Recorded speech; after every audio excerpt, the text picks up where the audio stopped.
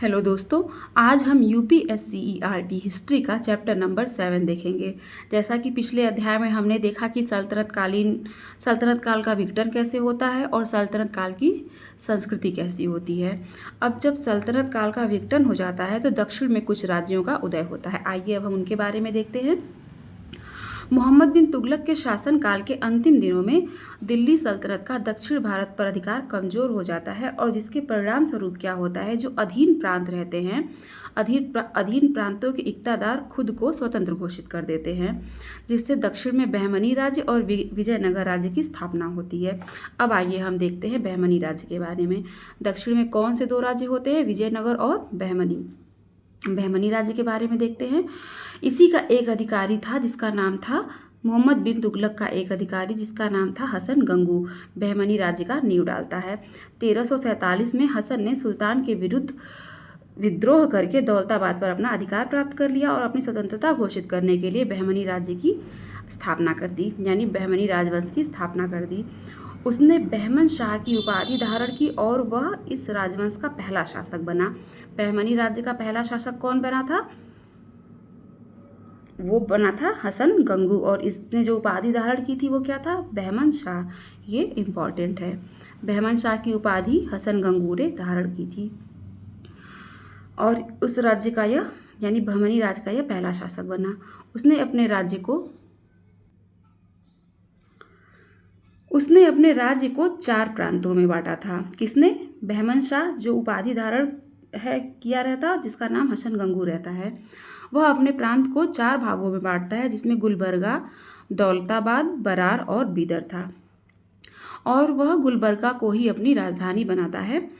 कृष्णा नदी तक के जो पूरे उत्तर दक्कन का जगह था वह बहमनी राज्य के अंतर्गत आता है। कृष्णा नदी तक का संपूर्ण उत्तरी दक्कन बहमनी राज्य के अंतर्गत आता था। इस वंश का जो सबसे महान शासक था वो फिरोज शाह था। किस वंश का? बहमनी राजवंश का सबसे महान शासक फिरोज शाह था। वह योग्य, न्यायप्रिय, विद्या अनुरागी और विद्वानों का आश्रयदाता करने वाला था। अनेक शासकों ने बहमनी राज्य पर शासन किया, लेकिन क्या होता है कि अधिकतर युद्धों तथा आपसी झगड़ों में ये फंसे रहते हैं। और बहमनी राज्य का प्रसिद्ध प्रशासक वहाँ का वजीर महमूद गवा था। प्रसिद्ध शासक कौन था बहमनी राज्य का? वहाँ का वजीर महमूद गवा। इसके बाद क्या होता है कि बहमनी राज्य का विघटन शुरू हो जाता है और 15वीं शताब्दी के उत्तरार्ध में बहमनी राज्य टूटकर 5 राज्यों में बढ़ जाता है। कब? 15वीं शताब्दी के उत्तरार्ध में बहमनी राज्य टूटकर 5 राज्यों में, जिनमें अहमदनगर, गोलकुंडा, बीजापुर, बरार और बीदर था। इन्हीं 5 राज्यों में बहमनी राज्य बट जाता है। अब आइए हम देखते हैं अगला जो साम्राज्य था, विजयनगर साम्राज्य। बहमनी राज्य के दक्षिण में विजयनगर राज्य था।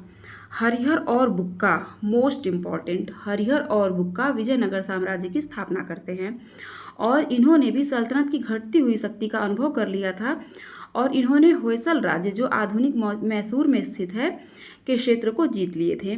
1336 में ये विजयनगर राज्य का स्वतंत्र शासक घोषित कर दिए। 1336 में ये अपने को विजयनगर राज्य का स्वतंत्र शासक घोषित कर दिए। उन्होंने हस्तिनावती जो आधुनिक हम्पी यानी कर्नाटक को अपनी राजधानी बनाया। किसको? हस्तिनावती को। कृष्णदेवराय विजयनगर राज्य के प्रसिद्ध शासक थे। जैसा कि दोस्तों हम सब जानते हैं कि जब हम आपस में मित्रता करते हैं तो इससे हम शक्तिशाली होते हैं, यानी एकता में ही शक्ति होती है। लेकिन यहाँ क्या था कि बहमनी राज्य और विजयनगर की मित्रता का संबंध तो था नहीं। अगर होता तो ये शक्तिशाली राज्य बन सकते थे, लेकिन दुर्भाग्य क्या रहता है कि उनमें हमेशा युद्ध होता रहता है। इसके कई कारण थे कि इनमें युद्ध होते रहते थे। दोनों राज्य रायचूर दोबाब को अपने राज्य का हिस्सा मानते थे, यानी जो रायचूर का हिस्सा था इसको बहमनी भी अपना मानता था और विजयनगर भी अपना मानता था। यह कृष्णा और तुंगभद्रा नदियों के बीच में स्थित उपजाऊ भूभाग था। कौन? रायचूर जो था कृष्णा और तुंगभद्रा नदी के बीच में स्थित एक उपजाऊ हिस्सा था, भूभाग था, जो दोनों राज्यों के बीच में स्थित था। दूसरा कारण क्या रहता है कि बहमनी राज्य के गोलकुंडा क्षेत्र में हीरे की खान थी। बहमनी राज के गोलकुंडा क्षेत्र में क्या थी, हीरे की खान थी और विजयनगर के शासक गोलकुंडा को जीतना चाहते थे। अगर वो गोलकुंडा को जीत लेते तो इनकी जो हीरे की खान थी वे विजयनगर की हो जाती। और फिर इसके बाद अगला कारण क्या था कि दोनों राज्यों के शासक महत्वाकांक्षी और संपूर्ण प्रायद्वीप पर अपना अधिकार करना चाहते थे। यानी बहमनी और विजयनगर दोनों राज्य जो थे ये संपूर्ण प्रायद्वीप पर अपना अधिकार चाहते थे। यही कारण था कि इनमें हमेशा युद्ध होता रहता था। ये युद्ध केवल इन्हीं दोनों राज्य तक सीमित नहीं थे, यह पूर्वी समुद्री तट उड़ीसा, आंध्र और मदुरई इन बहुत से छोटे छोटे राज्यों तक भी थे। इन राज्यों पर लगातार बहमनी और विजयनगर के शासक आक्रमण करते रहते थे। पूर्वी समुद्री तट पर उड़ीसा, आंध्र और मदुरई आदि बहुत से छोटे राज्य थे और इन राज्यों पर बहमनी और विजयनगर के शासक अक्सर आक्रमण करते रहते थे। विजयनगर ने 1370 ईस्वी में मदुरई को जीत लिया। मदुरई को कौन जीतता है, विजयनगर।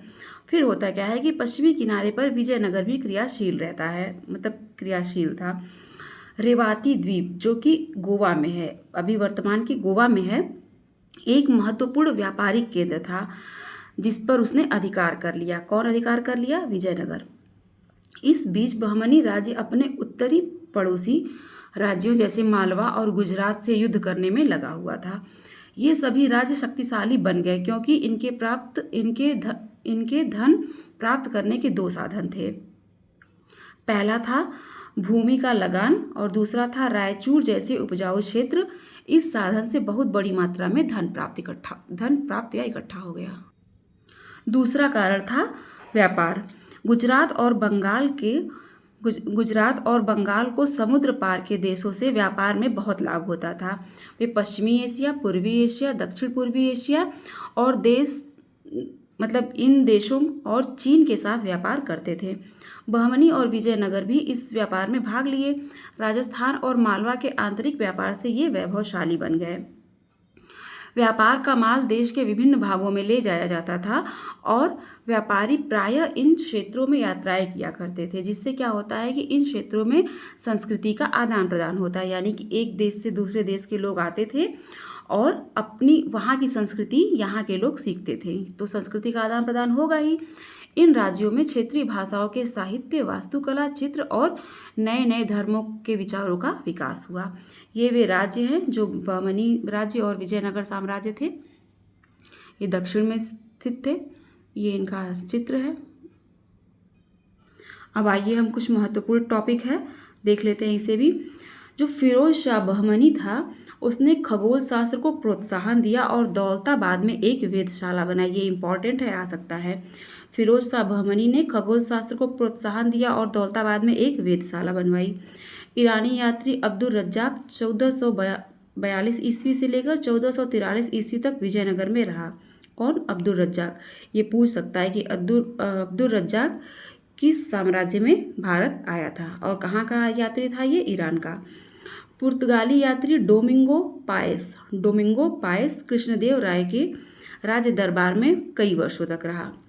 और दक्षिण भारत में प्रथम बार तोप खाने का प्रयोग तालीकोटा का युद्ध जो 1565 ईस्वी में हुआ था। दक्षिण भारत में प्रथम बार तोप खाने का प्रयोग तालीकोटा के युद्ध में हुआ था। यह कब हुआ था, 1556 ईस्वी में। यह युद्ध विजयनगर राज्य और अहमदनगर और बीदर आते थे, इन्हीं के मध्य हुआ था। कौन, महासंघ के बीच हुआ था। इसी के साथ ये चैप्टर समाप्त। आप हमें कमेंट बॉक्स में देंगे। आपको बताना है कि विजयनगर